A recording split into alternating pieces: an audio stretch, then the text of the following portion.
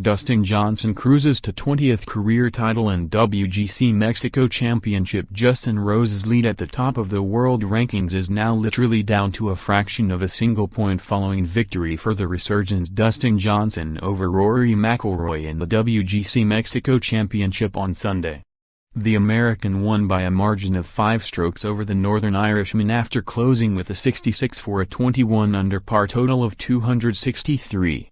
Runner-up McIlroy shot an impressive 67 of his own for his 4th straight top 5 finish from 4 starts this season.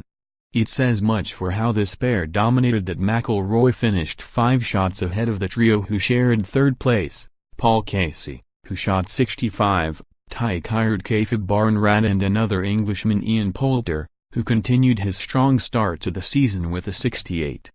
Dustin Johnson -21, Rory McIlroy -16, Paul Casey, Barnrat, Ian Poulter -11. Tiger Woods, playing for the first time in Mexico, concluded with a 69 to squeeze inside the top 10. While this ended up being a convincing win for Johnson, it only moved in that direction following another major talking point in this season featuring one controversy after another. Heading to the 5th hole, Johnson was clearly jumpy, having seen his 4-shot overnight lead halved by McIlroy. Here Johnson's troubles continued, as his tee shot finished right up against a tree. Or so it seemed. He appeared to have no shot, but Johnson argued that his stance to play out sideways would necessitate his heel being on a cart path. European Tour referee Mike Stewart gave him the benefit of the doubt and so Johnson was allowed a free drop within 1 club's length, an extraordinary piece of good luck, since he now had a shot to the green, and he capitalized fully to make an outrageous par. It almost defied belief that on the very next hole McIlroy should hit his wayward tee shot into an almost identical spot. Again, he tried to argue that his stance would involve placing his foot on a cart path, but this was plainly a more dubious claim.